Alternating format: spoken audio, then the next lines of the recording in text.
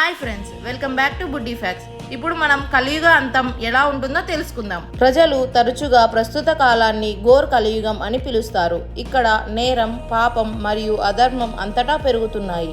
కానీ కలియుగం ముగింపుకు చేరుకున్నప్పుడు ఏం జరుగుతుందో మీరు ఎప్పుడైనా ఆలోచించారా? విష్ణు పురాణం దీనిని వివరంగా వివరిస్తుంది.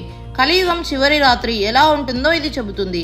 మరియు ఈ రాత్రి కేవలం రాత్రి కాదు, భయం, విధ్వంసం మరియు గందరగోళానికి చిహ్నంగా ఉంటుంది. విష్ణు పురాణం ప్రకారం కలియుగం దాని శిఖరాగ్రంలో ఉన్నప్పుడు రాత్రులు గతంలో కంటే చీకటిగా మారుతాయి. చివరి రాత్రి చాలా పొడవుగా మరియు దట్టంగా ఉంటుంది. దీపాలు లేదా ఒత్తులు కూడా వెలుగునివ్వలేవు. ప్రజలు రాత్రంతా భయం మరియు అశాంతితో మేల్కొని ఉంటారు.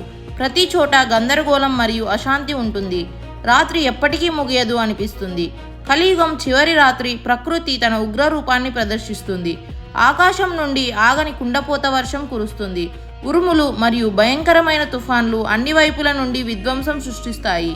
భూమిపై నీరు మాత్రమే ఉంటుంది. వరదలు, కొండ చర్యలు విరిగిపడటం మరియు విధ్వంసం చుట్టూ వ్యాపిస్తాయి.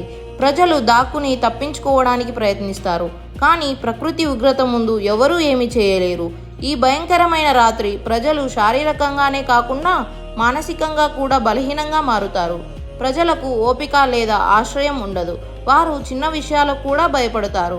చాలామంది తీవ్రమైన వ్యాధులతో బాధపడతారు మరియు చికిత్సకు మార్గాలు ఉండవు. ప్రకృతి ఉగ్రత పొలాలను నాశనం చేస్తుంది.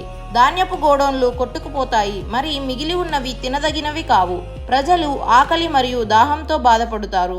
ఈ భయంకరమైన పరిస్థితిలో మానవ మనస్సాక్షి కూడా అదృశ్యమవుతుంది. వారు తమలో తాము పోరాడుకుంటారు, దోచుకుంటారు మరియు వారి ప్రాణాలను కాపాడుకోవడంలో మాత్రమే బిజీగా ఉంటారు. విష్ణు పురాణం ప్రకారం ఈ రాత్రి విధ్వంసాన్ని మాత్రమే కాకుండా కొత్త సృష్టి ప్రారంభాన్ని కూడా సూచిస్తుంది. మానవత్వం మరియు ప్రకృతి పూర్తిగా నాశనమైనప్పుడు ఒక కొత్త ఉదయము, ఒక కొత్త యుగం, సత్యయుగం ప్రారంభమవుతుంది.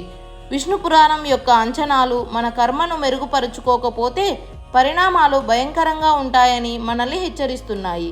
ఇది కేవలం భయానకమైన చిత్రం కాదు, ధర్మం, సత్యం మరియు కరుణ మార్గాన్ని అనుసరించమని సందేశం. ఈ వీడియో మీకు ఇన్ఫర్మేటివ్గా అనిపిస్తే లైక్, షేర్ చేసి మరింత ఇన్ఫర్మేషన్ కోసం మన బుడ్డీ ఫ్యాక్ట్స్ ఛానల్ని సబ్స్క్రైబ్ చేసుకోండి. ఓకే, బాయ్ ఫ్రెండ్స్, నెక్స్ట్ వీడియోతో మళ్ళీ కలుద్దాం.